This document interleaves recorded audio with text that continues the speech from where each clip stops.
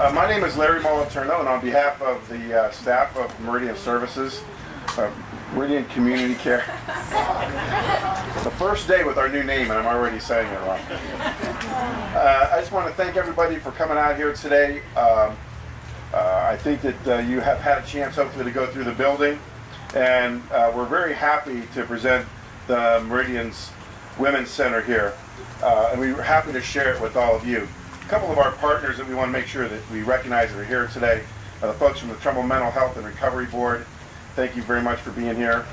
And the folks from our local Drug and Alcohol Board in Mahoney County, thank you for being here. We appreciate it. Without the support of those two boards, we would not be able to do the work that we do. We all know that addiction is continuing to be an issue in our community that we can no longer ignore. And Meridian is committed to meeting the needs of individuals and families through an innovative continuum of care. With help from our referral partners, we hope to stem the tide of addiction in our area. What we do at Meridian, I think, is pretty unique. And we feel residential housing with individualized treatment is something that we do better than anyone. Not only do we serve people in our community at these facilities, but people all over northeastern Ohio. I think we're now getting referrals from about 11 different counties throughout the state. Some of the other programs that we offer throughout Meridian include not only recovery programs, but also housing, prevention, our work-life programs, and a variety of other supportive services. We hope you, again, have a chance to see the center. If you're familiar with what this building was a number of years ago, I think you'll see some significant changes. A lot of structural changes, but also a lot of the changes in the decor. And is Reba here? Yeah. Oh, there she's right in front. Reba Babyak did all of the interior design, and we want to thank you very much. It looks beautiful.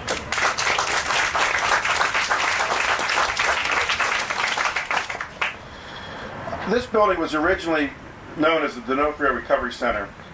And I think it's important to note that the D'Onofrio Center was the vision of Judge Joseph D'Onofrio, that back in the late 1960s, he recognized that through his court and through the jail system, there seemed to be the same people coming through the program. And he recognized that these folks needed more help, and they did not need to just keep being put back in jail cells. So he created this program, and in the last 45 years, he has helped, through his vision, countless number of men, women, and children to get healthy. And I want to thank Judge Joseph D'Onofrio for the work that he did and for his vision. Right now, what has happened is the program ran into some financial problems a number of years ago. And part of that problem was that the APMC, Addiction Programs of Mahoney County, which ran the D'Onofrio Center, was so involved in what the mission was. And the mission was to serve everyone who needed help with their addiction, regardless of their ability to pay. And because they were so true to their mission, which is such an admirable thing, as the funding continued to be cut through government sources, they could no longer maintain this program. And I think that we were sensing that that was continuing to be a problem, and I was really happy and honored that Meridian was able to step up and to take over these programs. But what we had to do in order to maintain them, we had to make sure as an organization that we diversified our revenue sources so that we wouldn't be only dependent on one revenue source. We have a couple of, I guess, Meridian laws at our agency. And the first law is that we want to serve everyone who wants help for their addiction, regardless of their ability to pay. The second law is, without money, we can't do law number one. And so we're going to constantly figure out new and creative ways to generate revenue so that we can continue to be an asset to the community.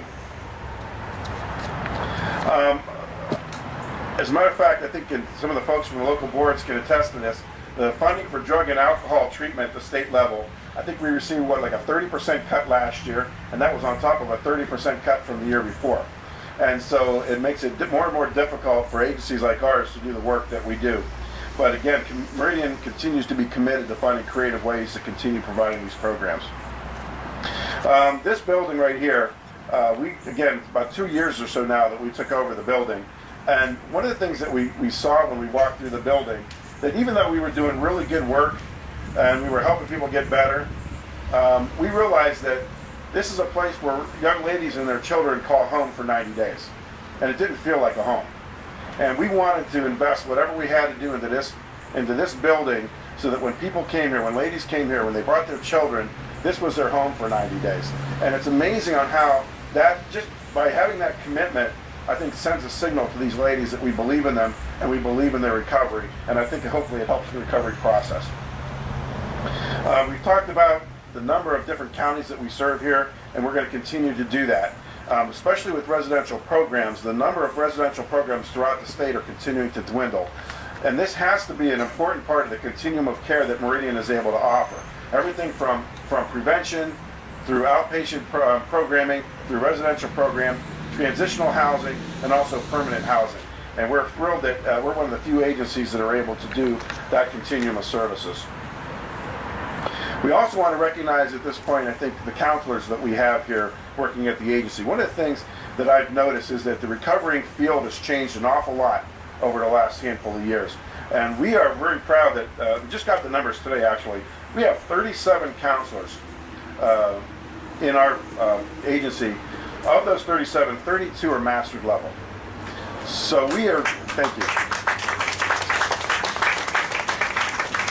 And I think that shows what our commitment is to investing in our staff and to making sure that we have the most qualified, most experienced staff that there is. So with that gives me an opportunity to introduce some of our Women's Center staff to all of you. First of all, I'd like to introduce Nicole Pascarella, who's our program manager. Nicole. And since they're all kind of gathered there, I'll announce them all at one time.